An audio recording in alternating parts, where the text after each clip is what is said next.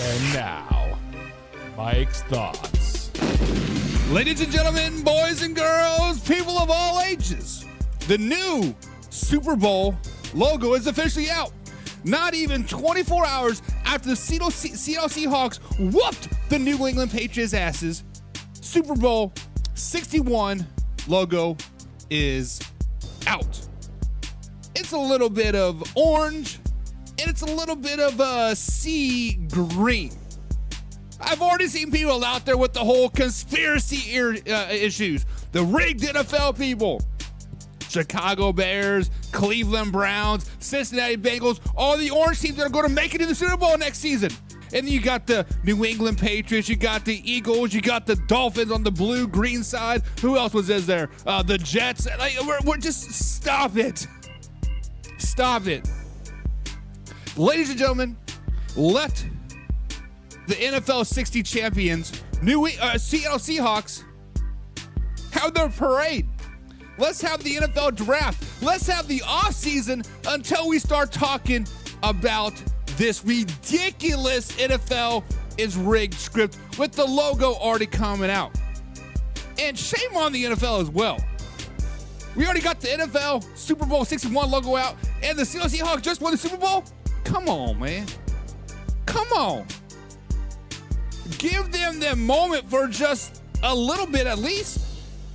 Let them bask in the glory of dominating the New England Patriots just a little bit.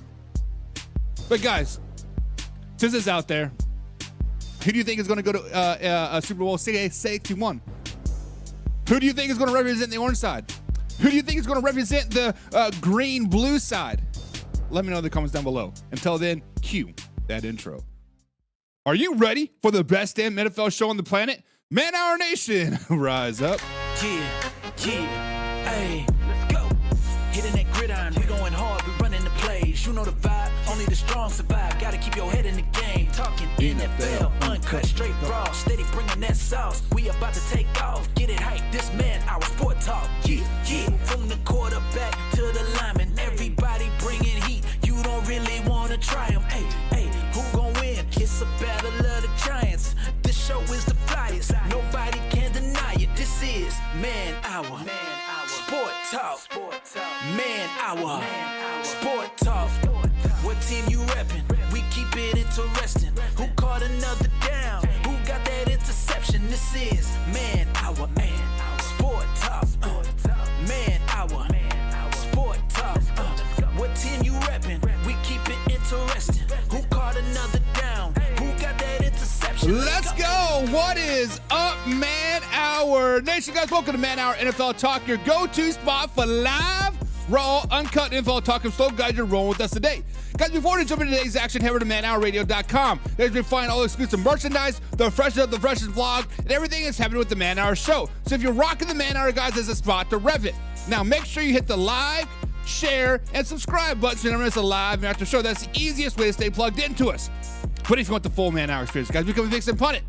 That is our members-only community where you get free entry into the weekly NFL pick'ems, giveaways, exclusive merchandise, and bonus live stream on the Picks and Punt It skit. So if you want that next level access, guys, join the squad today. And remember, this is a live and after show, so drop your thoughts, your opinions, and your comments down below. I want to hear from you.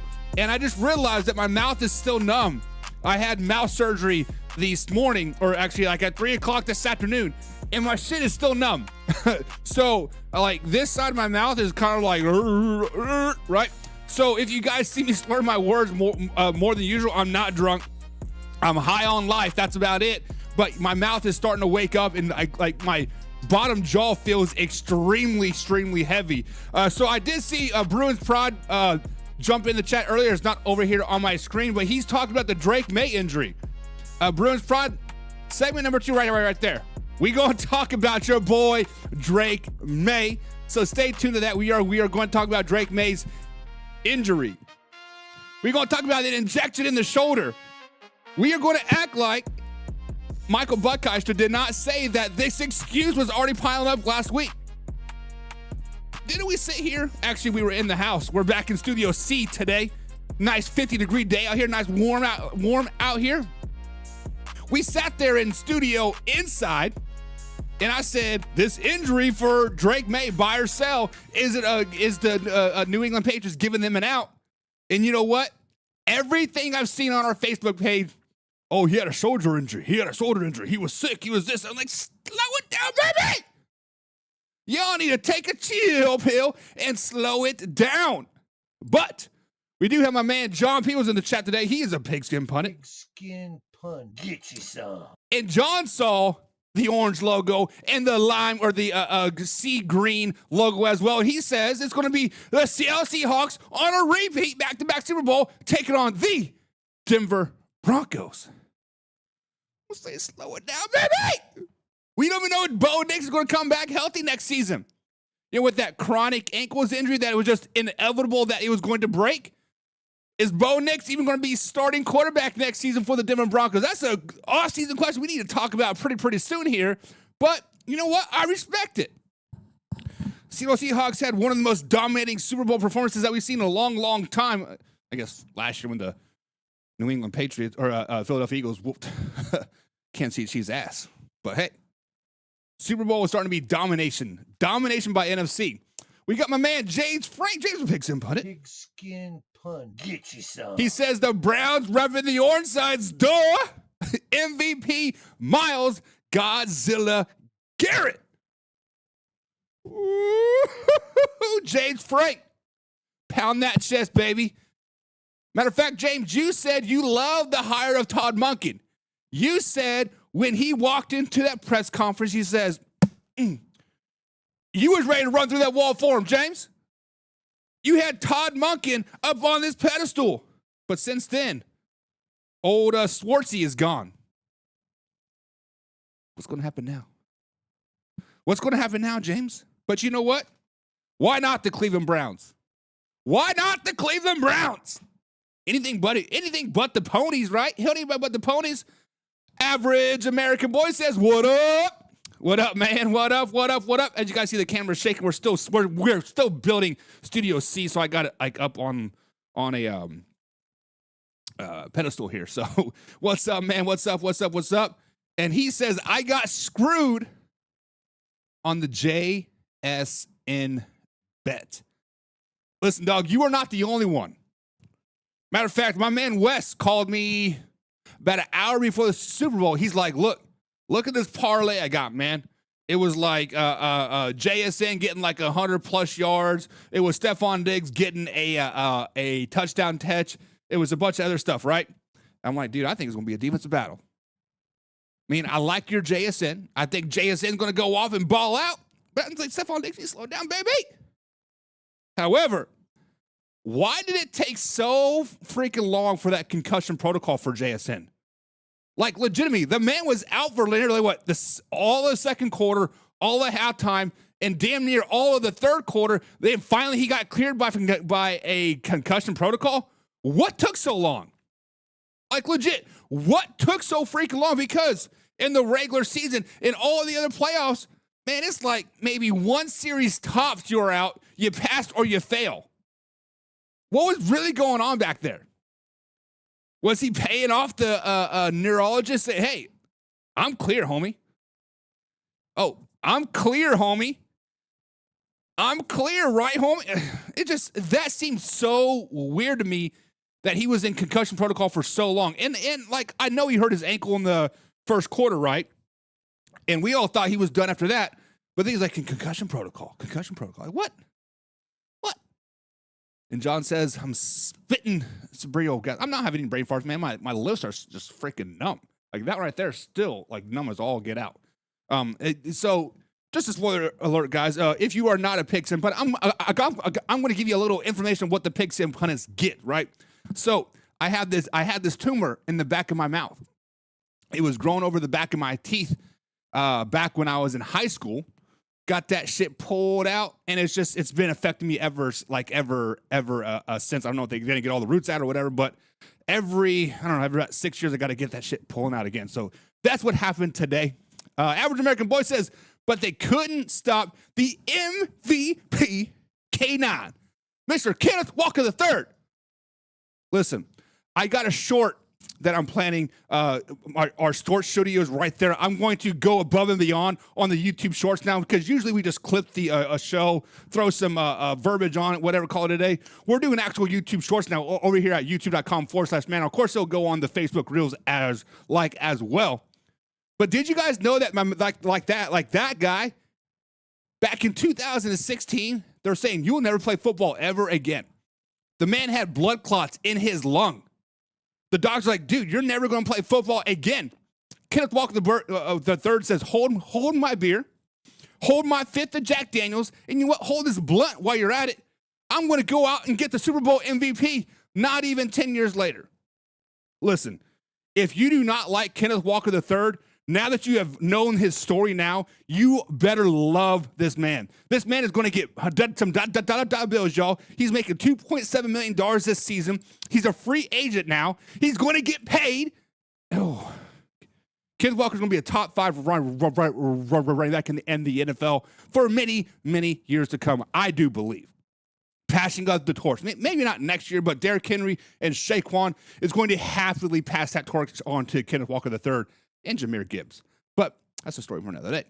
James Frank says, Schwartz was great. These players, though, we will be all right. What DC wouldn't want to coach this defense? And just because the defense will travel well, they played great in Cleveland, but the new DC will unlock playing well on the road. James Frank, there is a video out here on youtube.com/manhour that talks about this very point. Matter of fact, we spoke on it Friday, I do believe. Jim Schwartz is the reason why they played so great. Jim Schwartz is the reason why Myles Garrett was the MVP. Not the MVP, but the Defensive Player of the Year, 2-time Defensive Player of the Year. There's a reason why Carson Schwarzenegger was the Rookie of the Year, Defensive Rookie of the Year. It's because of Jim Schwartz. Now, you can have the same system. You can have the same terminology. Hell, you can have even a slightly better play calling per se. Situational play calling. Like, hey, we know on 3rd and 7, they like to run this slant go route on the left-hand side and a dink and dunk on the right-hand side. You can put your players in the perfect opportunity. But, James, there's something about playing for a coach that you love. There's something about playing for a coach that you will run through a wall for. My high school team, not the best coaching staff in the world. Let's just be flat out honest. Not the best players in the world. Let's just be flat out honest. But we would run through a wall through our coach because we loved him. We loved him like a father. We loved him like a brother. We loved the whole coaching staff. If they wanted us to kill somebody down the street, we would do it and happily do it again. Something about playing for a coach that you like, James, I'm sorry. James does say Kenneth Walker is a dog. He's going to be a dog for a long, long time. Average American Boy says Christian Gonzalez was the best player on the Pats. Not wrong. Not wrong. Gonzo definitely impressed me in the Super Bowl. Now, let's not get it twisted. I thought he was a very, very good player of the year. He got drafted. Granted, he played like 4 games that particular season. You guys remember Huffy? He was boasting it up. It was like, ooh, Gonzo. I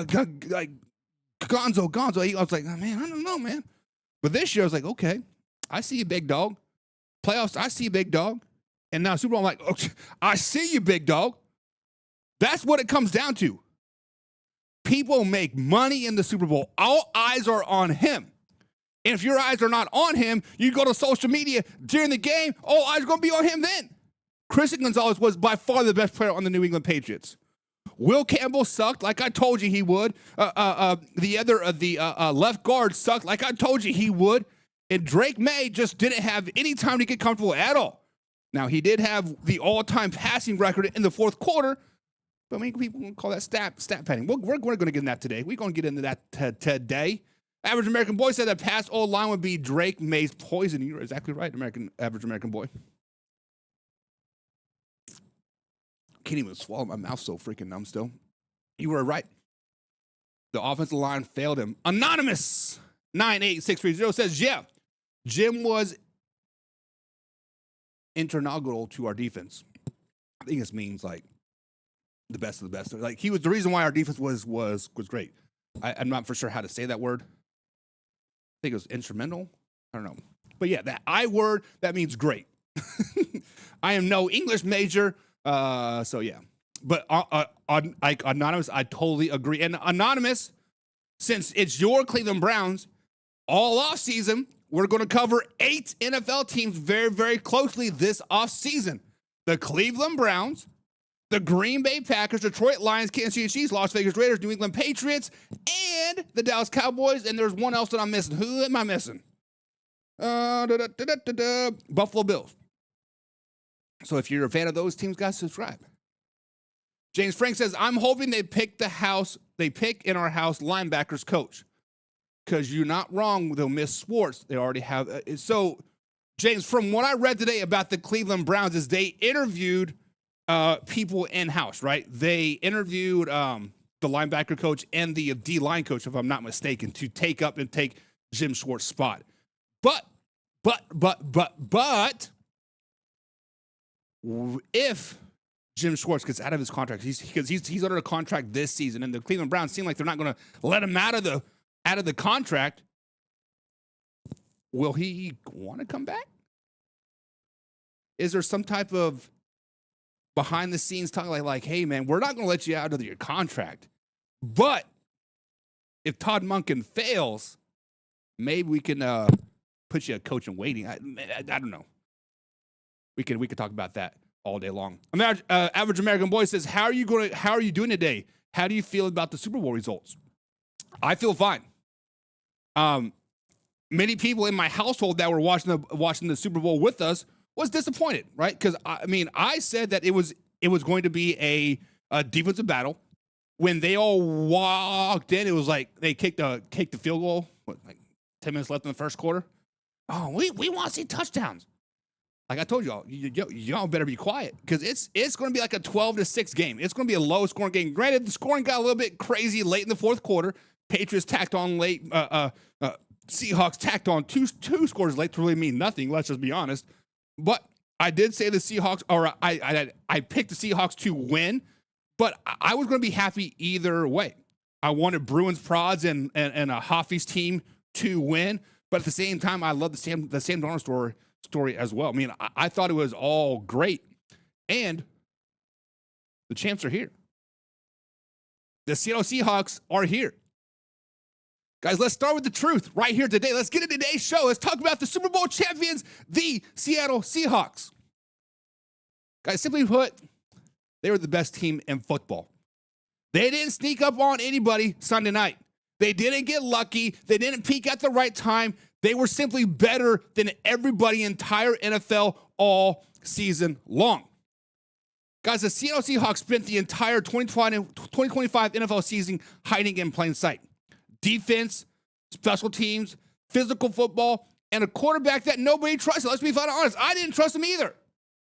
Nobody trusted Sam Darnold. And the second-year head coach who doesn't talk much or doesn't care if you understand him, all season long, the Seattle Seahawks kept winning, kept working, kept getting better. And then on Super Bowl Sunday, they smothered the New England Patriots, 29-13. It was the most lopsided Super Bowl we have seen since last year. I guess the Eagles versus the Kansas City Chiefs. But before that, it was like, what? Guys, that straight from head coach Mike Macdonald was that was not a slogan. He said, we're going to be loose and we're going to be focused. And that was the operating system all night long. Loose and focus. Julian Love even said it. They messed around, they laughed, they enjoyed each other, but the second that whistle blows, it's all business. And that business was ugly for the New England Patriots. Guys, let's talk about what actually decided that game. And it was the Seattle Seahawks defense. The Seattle Seahawks defense just didn't beat down the New England Patriots. They owned them from whistle to whistle to whistle. Drake Maye came into this game plan, this game already taking punishment. 5 sacks in each of his first 3 playoff games. Seattle looked at him and said, we can do better. 6 sacks. 6 sacks. They didn't let the Patriots breathe. No rhythm, no comfort, no adjustments at all. 8 of the New England's first 9 drives ended in punts. Take that in. 8 of the first 9 drives ended in punts. The other one was a kneel down. And by the end of the third quarter, the Patriots had 78 total yards and 5 first downs. That's not a close Super Bowl. This simply was a clinic by the Seahawks defense. And what made it even worse was how it came. Waves of pressure, no egos, no stat chasing. Defensive coordinator Aiden Durgan said it flat out. Someone was going to get to the sack, no matter who it was. We were all going to be happy. Byron Murphy had 2. Derek Hall had 2. Rookie Riley Mills got 1. Corner Devin Weatherspoon blitzed and got 1 as well. That defensive buy-in, that's unselfish football. And Mike Macdonald was cooking the whole time. New pressures on Saturday, new looks at halftime. Pressures, players basically said, you need a graduate degree to play this defense because you're always learning something new. That's trust. That's players trusting the coach trusting the players. Now, offensively, Seattle Seahawks didn't need any fireworks. Sam Darnold simply did not play his best game. And guess what? It didn't matter. That's the part that people still struggle with. Sam Darnold beat the blitz when it counted. Fourth quarter touchdown to A.J. Barner. Game over, no panic, no hero ball because the team had his back. And then there's Kenneth Walker III. Kenneth Walker III, MVP. Kenneth Walker III. 135 yards, 27 carries. Of course, he had no touchdowns, but you know what? He was the man, the myth, the legend all night long. That tells you everything you need to know about this entire game, how the game was won. It wasn't about stats. It was about control, field position, time, and most importantly, physicality. Seattle trailed for 1 minute and 35 seconds the entire postseason. That's it. One of the lowest totals in NFL history. 1 minute and 35 seconds. This franchise made hard decisions to get here. They traded quarterbacks instead of overpaying. They moved on from legendary coach because they needed new ideas. They hired young defensive-minded and let them build some fresh new talent. And Sunday night validated all of it. This wasn't flashy. It wasn't pretty. It was dominant. Loose, focused champions. But man, our nation, let me ask you this question. Did the Seahawks win the Super Bowl with talent, or did they win it with culture that never wavered? Let's get into the comments, guys, and discuss your thoughts on the comments down below. Subscribe, hit the like button, guys. Remember, we are live Monday through Friday at 7 p.m. East Coast time right at youtube.com/banner. Man, my mouth is blah, blah, blah, blah. Sorry about that, guys. I'm not drunk, I promise. I promise I'm not drunk. And the average American boy says, let's not forget about the 5 field goals by Jason Myers. Average American boy, you are exactly right. Matter of fact, I think it was about the third quarter, midway through the third quarter. I opened up my phone, got on the old Facebook. I said, has the kicker ever won the MVP? Because we need one tonight. And you know what people said to me? They said, if it was raining or if it was snowing, Jason Myers would have won the MVP. And I said, what does the weather have to do with anything? Jason Myers, the field goal kicker for the Seattle Seahawks, single-handedly beat the Patriots. If he would have missed a field goal early, the whole momentum could have changed. If he would have missed one in the third quarter, the whole momentum could have changed. Because think about this, guys. Going into the fourth quarter, what was it? It was 22-7, right? The game was still very much within reach. You missed one of those field goals. Yes, it's still a 2-possession game, but you know what? The Patriots are like, oh, our defense made a stop. All right, offense, it's our time to go. Jason Myers, in my opinion, should have won the MVP. But you know what? 5 field goals is not enough, right? James Frank says, I was almost right. It was almost by 21 points. Ooh, James Frank, I need you to slow it down, baby. No, you don't. Pound that chest, James Frank. Let them know that you got your pick right, baby. Let the New England Patriots fans know. Average American boy said, and Drake Maye picked off twice and forced fumbled. Listen, Drake Maye never looked comfortable.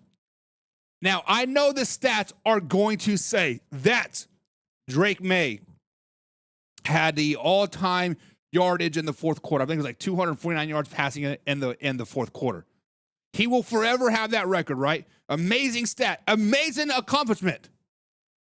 But he played so bad in that game. Now, we're going to get into this in segment 2 a little bit here, but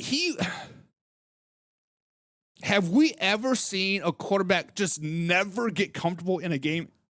Ever? it seemed like every time he would drop back from his left side, from Will Campbell's side, that top rookie left tackle that's supposed to change the whole offensive line, somebody was in his face. Now, was it DeMarcus Lawrence like on that side? I can't remember for sure. Of course, he had 0 sacks on the day. Drake Maye would roll over to his right. Boom. He would try to scramble, roll up. Oh, drag down. And it was a tough night for Drake Maye. Let's just be honest about it. And James Frank says the dark side is for real. I'm a defensive-minded player, James Frank. I'm a defensive-minded coach. I'm a defensive-minded philosophy. I coach defense, and I love defense. And when I have my high school meetings here in about a month, was today's February 9th, so literally 30 days from now, March 10th, when we have our high school meetings, I'm going to have highlights of the Seattle Seahawks saying, this is what we want to do. This is what we're going to do. This is our 4-2-5. This is what we're going to do. And people are going to be like, oh, man. Seahawks are for real, baby. Average American Boy send some jewels. Appreciate that, brother. Appreciate that. Anonymous 9863, I want to make sure I get your name right, says Seahawks is going to make another deep playoff run if they keep it together. The Rams will be tough. Listen, there are two things that could potentially derail the Seattle Seahawks next season, and both of them are in the running back room. Does Charbonnet come back remotely healthy? Granted, he shouldn't be ready by week 1. Maybe by mid-season, he should be back and ready like 100%. And does Kenneth Walker get paid? Do they bring him back? Because let's just be honest. What made the Seahawks great this season was a great defense, special teams of Jason Myers and those boys, right? But the two-headed monster of Charbonnet and Kenneth Walker III, the most slept-on running back duo in the entire NFL, that will be the only drawback that I think that the Seahawks that can make another deep playoff run. Now, the Rams are still going to be good as long as Matthew Stafford come back like he said he did in the NFL honor speech. If he comes back and does what Matthew Stafford did this season, they're going to be tough out too. But I think the NFC as a whole has not only caught up to the AFC as a whole, but surpassed the AFC. Because it was just a couple years ago that we said anybody from the AFC that makes the Super Bowl is going to win the Super Bowl, a.k.a. the Kansas City Chiefs. And honestly, I said that the top 6 or 7 teams in the AFC is better than the best team in the NFC. Now I think that has flipped. Because if you think about this, like Anonymous 89630, the NFC's got the LA Rams. Obviously have the Seattle Seahawks.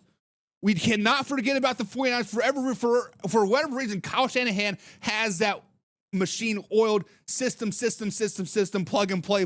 And they're always right there in the mix. There's 3. Let's not forget about the Green Bay Packers. Oh, by the way, the Chicago Bears, they're the orange team on the Super Bowl logo, Super Bowl bound. They're pretty damn good. Let's not forget about the Detroit Lions. Yes, they were 9-8 this season, but they're still pretty damn good. And you know what? The Minnesota Vikings get a quarterback. Bada bing, bada boom. All of a sudden, they're right back up there too. Still, we're not even to the east or the south of the NFC. On the east, you got the Philadelphia Eagles. Yes, another, quote, down year. They were still an 11-win team. They're still pretty damn good. The Dallas Cowboys, Super Bowl bound, baby! Let's not forget about the Giants either. Yes, the Giants had a down season with their 5 wins this season, right? But they got John Harbaugh, Jackson Dart, full offseason. Cam's got to go back. That defense, guys, the NFC as a whole has surpassed the AFC. Everybody in the playoffs in the NFC this season is better than everybody in the AFC playoffs. Better than the Patriots, the Buffalo Bills. Who else was in there? The Steelers, the Texans. Who else was in there? The Chargers, the Broncos. Better than everybody. The 7th seed in the AFC is better than everybody in the AFC right now. But yes, I do agree with you. I think the Seahawks will make another deep run next season. Granted, we have the draft still. We have the offseason still, training camp. We have a long ways to go. So slow down, baby! Greg, what's up, Greg? He says Drake Maye injury is an excuse why the Seahawks defense kept beating him. No. As we're going to see this in segment 2, right here. We're going to talk about the injury, air quotes there, but let's address your comment, Greg, because I said it on Thursday or Friday last week. The Patriots lined up this excuse perfectly because when Drake Maye succeeds or fails in the Super Bowl, the injury is going to be, oh, he fought through the injury. Oh, he was injured. The injury, shoulder injury, is not the reason why the offensive line got their ass whooped over and over and over again, Greg. The simple fact is that the left side of the offensive line was injured for a part of the season. They came back and they were not very good. The point of the matter is, the minute the New England Patriots offensive line faced a decent defense, they were not very good. Now, they were good against the Jets. They were good against the Miami Dolphins. They were good against whoever else they played. They had an easy schedule, the Titans, right? But the minute they play the Chargers, granted they were a top 5 defense in the NFL, sacks, pressures, hurry-ups, right? It took a fourth quarter comeback, a miracle for the Patriots to win that when they win that game. Fast forward to the divisional round. They played the first best team, the number 1 ranked team in the Houston Texans on the defensive side of the ball. Drake Maye, pressured, hurried, play after play after play, time after time after time, drive after drive after drive. The only reason why they won that game was because C.J. Stroud was colorblind for half of the game. It was 6 interceptions or whatever, or 6 total turnovers, something crazy. In the AFC Championship game, the number 2 ranked defense in the NFL, the Denver Broncos. Let's just be honest. The only reason why they won that game was because Bo Nix was out. Now, I'm a Chiefs fan. Do not get that twisted. I am a Kansas City Chiefs fan. I hate the Denver Broncos with a passion. But the simple fact of the matter is Bo Nix is pretty damn good. Bo Nix makes that Denver Broncos team a hell of a lot different team than with Jarrett Stidham. Also, the snow was the reason why the New England Patriots won that game. Because the Denver Broncos offense could not move at all. What? Granted, it was Jarrett Stidham. Granted, it was a freaking blizzard out there. It's like, what? But Drake Maye's shoulder was not the reason why the Patriots lost. The offensive line was, and just they hit an easy part of the schedule, and the team that they played in the playoffs, the offense just simply sucked. It is what it is. James Frank said, I never believed in Sam Darnold. He made me eat my words. I'll give Sam Darnold his flowers. He got a ring before Lamar, Allen, and Baker Mayfield. And James Frank, you are exactly right. I'm with you on the same boat. Last year, with the Minnesota Vikings, when they were 14 and 3. Matter of fact, at the time, I think they were 14-1. I said, look, Vikings had a great season, but Sam Darnold is not hit. Sam Darnold's been carried. Easy schedule, right? Times got tough. Shit the bed versus the Detroit Lions. Playoffs came around. Shit the bed versus the LA Rams. When the Seattle Seahawks signed Sam Darnold, I think everybody and their dog, me especially, right here on Man Hour, it was June 2025. I said, man, the Seahawks are just not it. They're about a 7-win team. I'm eating that crow. And I said the reason why they were a 7-win team wasn't because the defense was like bad. Wasn't because the running backs were bad or receivers or offensive line. It was all because of Sam Darnold. We don't trust Sam Darnold. Big game Sam is like big game. Who is the player that always loses in big games? Why am I drawing a blank right now? Help me out, guys. The guy's like 1-8 in primetime games. Active NFL player. Why am I drawing blank? Is it Jared Goff? I don't even remember. I have to go back and look at my notes. But listen, Sam Darnold proved us wrong. All season long, Sam Darnold proved us wrong, made us eat our words. Matter of fact, during the Kirk Cousins, thank you, James. It was Kirk Cousins. He's like 1-7 or 1-8 in primetime games. Something ridiculous, right? But yes, we're eating our words. But Sam Darnold. Greg says the Seattle Seahawks defensive line over-dominated the Patriots offensive line. They flat out put that belt to ass, said, bring that ass here, boy. Right? And honestly, guys, we've seen it all year long. They didn't bring special blitzes. Yes, they brought a couple corner blitzes and a couple inside linebacker blitzes, right? We saw it. But truth be told, that front four was better than every offensive line in the entire NFL. There's a reason why that defense was so good, was because the front four was so damn good. You didn't have to blitz to get to get pressure.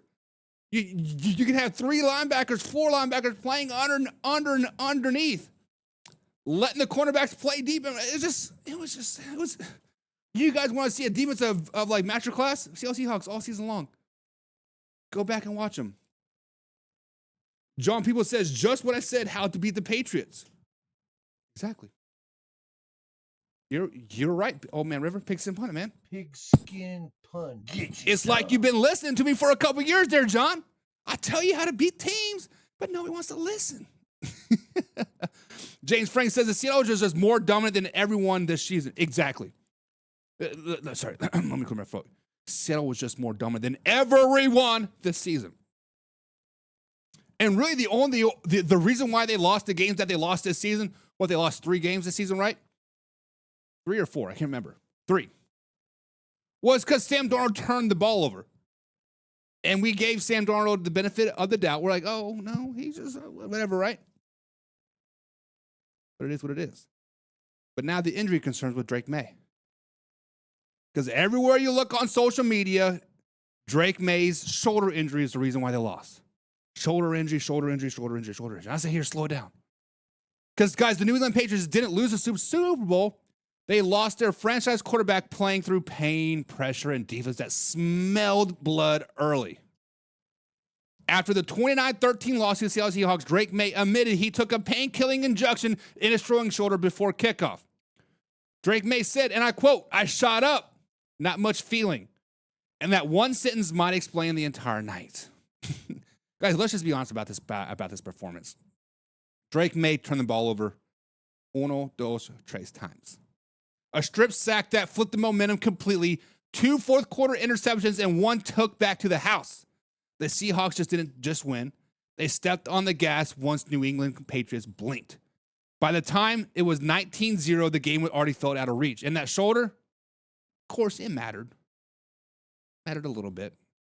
No, it didn't. But if you just look at the box score, you will say that Drake Maye wasn't terrible. He nearly had 300 yards passing, 2 touchdowns, and a completion percentage that looked all right. But the timing was off. Velocity wasn't right. And when the game demanded big throws under pressure, the ball didn't respond the way it normally does. Since total QBR was introduced, Maye just posted the 3rd lowest postseason QBR among quarterbacks with at least 3 playoff starts. That is not a list you want to be on. And before anybody says this was all on Drake Maye, let's talk about the offensive line. Guys, he was sacked 6 times. Left tackle Will Campbell had a brutal night. 14 pressures allowed. The most by any player in a single game this season. 14. That's not a bad night. That is a quarterback survival drill. And center, Garrett Bradbury, said it best. Drake Maye is the face of the franchise, and the protection didn't hold up. Drake Maye won't use this as an excuse. Quarterbacks rarely do. But he said he felt good enough to play and wouldn't put the team at risk if he wasn't himself. But football doesn't live in absolutes. If you can be good enough to play and still not be good enough to win the Super Bowl against an elite defense, the Seahawks defense wasn't guessing. They were simply attacking. And once Drake Maye had to compensate, the margin disappeared. Here's the part the Patriots fans should not miss. This team went 14-3. Very much a surprise Super Bowl run. 2nd season for Drake Maye, 1st season under coach Mike Vrabel. Vrabel called it what it was. Disappointing, painful, but a part of the process. Someone always loses this game. What matters is remembering what it feels like to get there. That's how programs are built. Guys, and after the game, Drake Maye was emotional. He wasn't defensive. He wasn't deflecting. This hurts, he said. Well, we didn't play our best, and that is what happens. That's ownership. That's a franchise-style quarterback. He praised Mike Vrabel, talking about the locker room, talked about the journey, that's not a quarterback shrinking for the moment. That's one who's already thinking about the next step. But this is my biggest takeaway, guys. To me personally, this wasn't a choke job.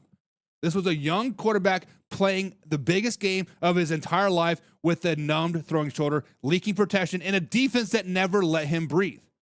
The Patriots didn't lose their future Sunday night. They learned exactly how close they are and exactly what still needs fixing. So, Man Hour Nation, especially Patriots fans, let me ask you this. Did Drake Maye gut this one out the best he could, or should the New England Patriots have protected him from himself, a.k.a. started somebody else?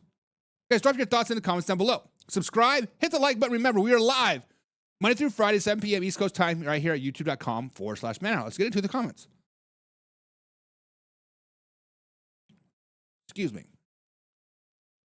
Greg says, as a Raiders fan, I'm glad Josh McDaniels, our former players, have no rings. That's tough. Honestly, Josh McDaniels might be the worst head coach ever. Ever since he got caught cheating in Denver, he has like 3 total wins since then. I think like 1 in Denver and 2 in I guess it was LA, right? Or Oakland, I can't remember. For the Raiders. Yeah, Josh McDaniels is the worst coach ever. Worst head coach ever. Great assistant, great offensive coordinator. I mean, obviously, because he won assistant coach of the year, offensive assistant coach of the year. So obviously he knows what he's doing. But yeah. James Frank says, Baker and the Bucks still beat Seattle. But all right, back to giving Sam Darnold respect. Tampa Bay Buccaneers were this close. They were this many injuries away from being this close. Greg says, this is also Seattle's way of getting back at Pete Carroll and Geno Smith. Now my Raiders might be building something correctly. Mark Davis just needs to keep allowing Brady and Spy Tech to do their magic. And Greg, first of all, thank you for being here. This is the first time that I've seen your name. We are live Monday through Friday, 7 p.m. East Coast time. Until summertime when we go back to 9 o'clock time. I personally think that the Raiders need to trade out of that first round pick. I've been on record. I think I'm going to stick with it. I mean, obviously, we'll dive deeper into the draft once we dissect the season, take a week to breathe and relax. That's full draft mode, baby. But we'll see. Greg said the most sacks allowed in a single Super Bowl is 7, a record shared by 4 teams: the Pittsburgh Steelers in Super Bowl 10, 1976, Chicago Bears in Super Bowl 20, 1986, and the Denver Broncos in Super Bowl 50. That's tough. I didn't know that. That is tough. But that's a great stat. The Seahawks were 1 sack away from taking that sack record and 2 away from taking the lead. And honestly, that pick 6 that was ruled an interception, I thought that was a fumble or a sack fumble. But whatever. It is what it is. And Clint Kubiak is officially the Raiders coach. And James, it's almost like you've been reading the headlines. I forgot to put Clint Kubiak is the pitcher right there, right there. He's not injured. I meant to say Raiders' new head coach there. That's on me. That's my guy, guys. But the Las Vegas Raiders do have their guy. The Las Vegas Raiders finally have their coach. Clint Kubiak didn't just win a Super Bowl. He walked out on the field, grabbed the microphone, and basically said, yeah, I'm out. Fresh off the 29-13 Super Bowl win over the New England Patriots, Clint Kubiak confirmed what everybody else already knew. His final game with the Seattle Seahawks was his audition tape for the next chapter, Las Vegas. You guys know I'm going to Las Vegas, Kubiak said. He says, hell yeah, I'm going. That's not speculation. That's a declaration. This wasn't leaked through insiders or whispers by agent. This was said on Levi Stadium, confetti still floating in the air, straight from the horse's mouth. Now, the Raiders haven't officially announced it yet, but this thing is done. ESPN and the NFL Insiders reported last week. We talked on the Man Hour show last week. The Super Bowl just made it official without the paperwork.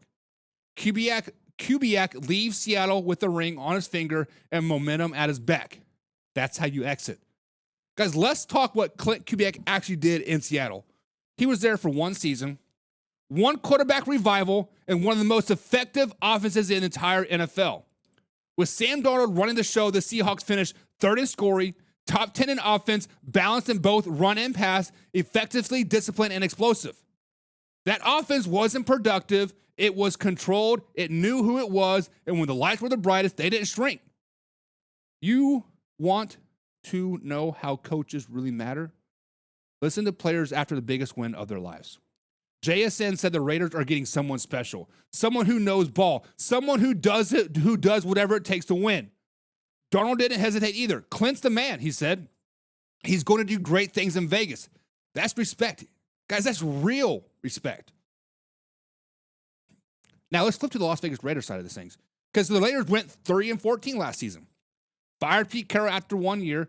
Offense was at the bottom of the league. No identity, no direction. But here's the part that people forget. The roster isn't empty. Brock Bowers is legit building block. Aston Genty brings juice in the backfield. Their own top pick in 2026 NFL draft and expect to select Indiana quarterback and Heisman Trophy winner Fernando Mendoza. They have cap space. They have draft capital, young talent. That's not a dead end. That's a reset button. This is where the Raiders' fifth full-time head coach since 2021. That simply is instability. But this hire isn't about name recognition. It's about direction. Clint Kubiak isn't coming to patch things up. He's coming to build something modern, structured, and sustainable.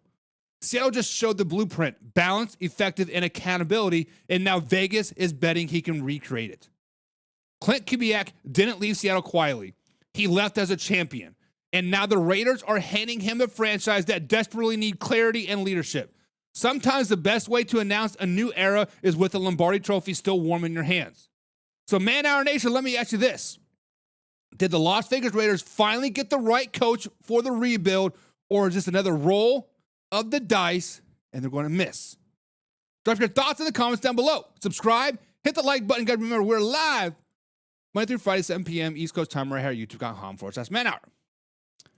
Greg said Clint Kubiak by how handshake or twisting his ankle on the way for the Super Bowl stages. Clint Kubiak by how a handshake or twisting his ankle off the way off the Super Bowl stages. Did I miss something? I think I missed something there. Greg said, I would run it back with Geno Smith as a guinea pig to see how well the old line can do better before plugging Fernando Mendoza in. And Greg, that's exactly, so that's kind of what I was saying without saying. Because the Las Vegas Raiders offensive line has a lot of holes to fill. Let's just be flat honest about it. They need receiver help. They need offensive line help. And they got an aging defense, right? Now, obviously, Geno Smith did not have a great season. Let's just be honest. Let's call a spade a spade. He did not do great. However, Sam Darnold didn't do great before, went to Minnesota, did his thing, went to Seattle and did his thing above and beyond. Geno Smith has the capabilities, have the skills to do what Sam Darnold is. They're, matter of fact, I would call them the same exact quarterback. Granted, Geno Smith's what, like 33, 34 years old, a little bit long in the tooth per se, but with the right system, with the right coaching, with the right people around him, he could be pliable for 3, 4, maybe 5 years even. So if you trade out of that first overall draft pick, you get 3 picks from the New York Football Jets. I'm just throwing a name out there. Haven't looked at the capital or anything like that. I'm just saying, first for the New York Football Jets, clearly they want a quarterback. Clearly they need a quarterback. Who else needs a quarterback? Miami Dolphins need a quarterback. Arizona Cardinals need a quarterback. Who else needs a quarterback? The Minnesota Vikings need a quarterback. There are teams out there that I feel would give you 3 first-round draft picks for Fernando. With that being said, you get those 3 draft picks. You draft some offensive line. You draft some receivers. You draft some defensive help all in the first round. over the next couple of seasons, bada bing, bada boom, you are legit Super Bowl contenders. And if Geno Smith is long in the tooth and just doesn't work out this season, bada bing, bada boom, there's a pretty good quarterback class coming up next year. And oh, by the way, even after the first pick, which I think Fernando is going to have a good NFL career, there is a guy from Ole Miss. Oh, what is his first name? It's some old school first name. But the quarterback from Ole Miss, I will remember his name eventually here. I think he is going to go mid-first round to late first round. You could draft him. If you really want a quarterback, go draft him. Or matter of fact, the Atlanta Falcons get ready to cut Kirk Cousins. Go get Kirk Cousins. Go get Tua. Matter of fact, there's a quarterback that's probably, 3 hours away from Vegas in San Francisco. Now, I know the 49ers have said that they're going to not trade Mac Jones this offseason for quarterback stability. But Mac Jones would be a great fit in Las Vegas. You could get him for a 4th-round pick while trading your 1st-round draft pick, getting 3, potentially 4, 5 draft picks out of him. But I'm just saying. And James Frank says, I still don't have a doubt that Geno can ball. And I'm with you. I think Geno Smith can definitely be a pliable bridge gap quarterback. Now, is he a top 10 quarterback in the NFL? No. Is he going to win the MVP for you? No. But he's going to do what Sam Darnold did for you this year. He's going to turn the ball over. He's going to win you games. He's going to lose you games. It's just a matter of fact of how your defense responds with those 1st-round draft picks. But, guys, that's going to be it for tonight. We are up on our hour. Got to add commercials in for TV and radio and all that good stuff. We are back in Studio C for the foreseeable future. So, guys, we're building a little tree here. We're going to build a trust tree right here. We got some more cameras that are hanging up. We go to fill in the wall. If you guys want your team on the wall, become a Pigskin Pundit. Hit the membership tab down below, guys. Become a Pigskin Pundit, and I'll put your team up on the wall. If you're a Browns fan, right there. If you're a Saints fan, still going to go down there because Saints still suck. But until then, guys, it's been live, it's been raw, it's been uncut. We'll see you tomorrow. We out. Hey, now it's time to take off. Gotta keep it live and raw. Better stay tuned in. Man, our NFL talk. I know that you're ready for more. They on the field, ready for war. Who's in the lead? I'm checking the score. We about to do it like never before. NFL live, uncut, raw. This is Man Hour NFL Talk. Let's go.